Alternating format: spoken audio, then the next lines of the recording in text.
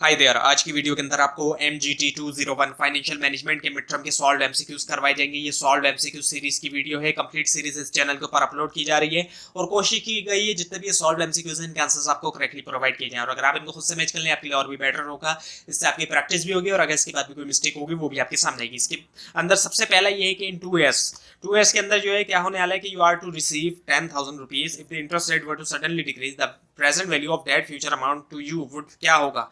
वो इसका आंसर है राइस। और उसके बाद ये कि जो basic capital budgeting principle involve in determining relevant after tax incremental operating cash flow requires us to. So इसका जवाब है कि इंक्लूड करना अपॉर्चुनिटी कॉस्ट को बट इग्नोर कर देना लेकिन संक कॉस्ट को। उसके बाद ये कि डैश जो है इनमें से ऑप्शन जो है वो long term unsecured debt instrument है with a lower claim on assets earned income than other classes of debt, वो है अ सबऑर्डिनेटेड डिबेंचर।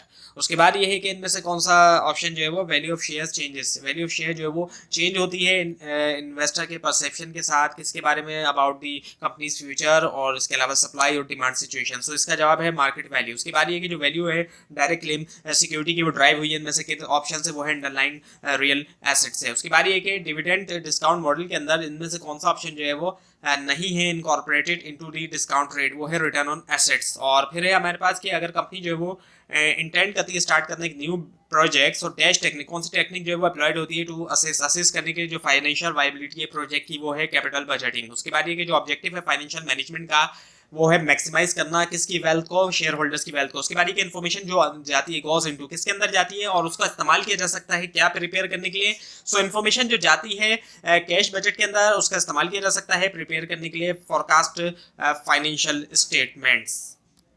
उसके बाद है हमारे पास कि what are the earning per share. So earning per share क्या होगा, ईपीएस यानी कि एक कंपनी के लिए जो कि अर्न करती है 1 lakh rupees last year and after tax profit has 2 lakh common shares outstanding and 1.2 million in retained earning at the end of year. So इसका जवाब है 0.50 रुपीस। उसके बाद ये कि इनमें से कौन सा स्टेटमेंट जो है वो market refers to the market for relatively long term financial instruments। so long term financial instrument जहाँ हो सो ये है कैपिटल मार्केट। उसके बाद ये कि इनमें से कौन सी टाइप जो लॉन्ग टर्म फाइनेंशियल फाइनेंसिंग की most likely has the following feature. तो फीचर है it has an infinite life, life जो है वो इन्फिनिट है, पेश करती है डिविडेंड और कैश फ्लो जो है वो एक्सपेक्टेड है to be at constant annuity stream, वो है प्रेफर्ड स्टॉक। उसके बाद ये कि व्हेन द बॉन्ड, जब बॉन्ड जो अप्रोच करता है उसकी मेच्योरिटी को, सो जो मार्केट वैल्यू जो है बॉन्ड की अप्रोच करती है इनमें से किस ऑप्शन को, वो है पार वैल्यू। उसके बाद ये कि इनमें से कौन सा वैल्यू जो है शेयर्स की चेंज होती है इन्वेस्टर के परसेप्शन, इनमें से कौन सा एक्चुअली इनमें से कौन सा ऑप्शन जो है वो ये है कि जो वैल्यू है शेयर की वो चेंज होती है इन्वेस्टर के परसेप्शन से जो कि होता है कंपनी फ्यूचर के बारे में, सप्लाई और डिमांड सिचुएशन के बारे में, वो है मार्केट वैल्यू। उसके बाद ये कि अगर एक 7% कूपन बॉन्ड जो है वो ट्रेड हो रहा है फॉर ₹975 के लिए और इसका इट हैज करंट यील्ड, उसका करंट यील्ड जो है वो क्या है, कितने परसेंट है, वो है 7.18। उसके बाद ये कि जब कौन से ग्रुप ऑफ रेशियोज जो है वो relate profit to sales and investment, वो है प्रॉफिटेबिलिटी रेशियोज।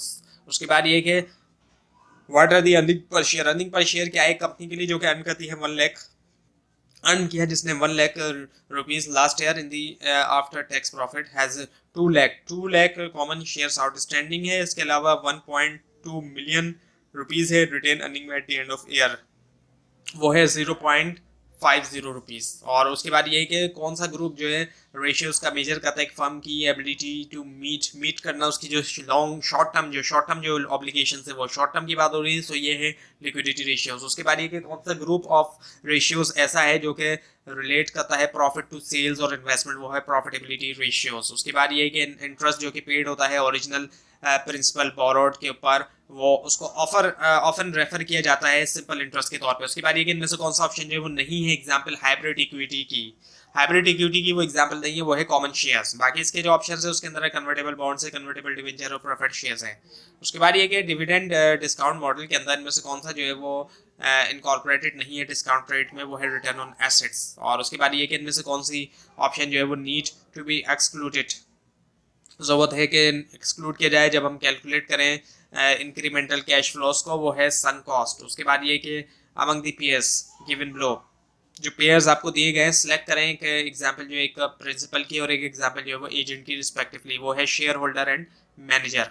उसके बाद ये कि इनमें से कौन सा ऑप्शन जो है वो क्या है कि financial market is refer to the market, market किया जाता है रेफर के तौर पर फॉर शॉर्ट टर्म गवर्नमेंट और कॉर्पोरेट डेब्ट सिक्योरिटी। सो ये कौन सी मार्केट है, ये है मनी मार्केट है। उसके बाद ये कि इनमें से कौन सा ऑप्शन ऐसा है जो would generally have unlimited liability, जिसकी अनलिमिटेड लाइबिलिटी होगी, लिमिटेड नहीं होगी बल्कि अनलिमिटेड होगी। सो ये है ऑनर जो है सोल प्रोप्राइटरशिप का।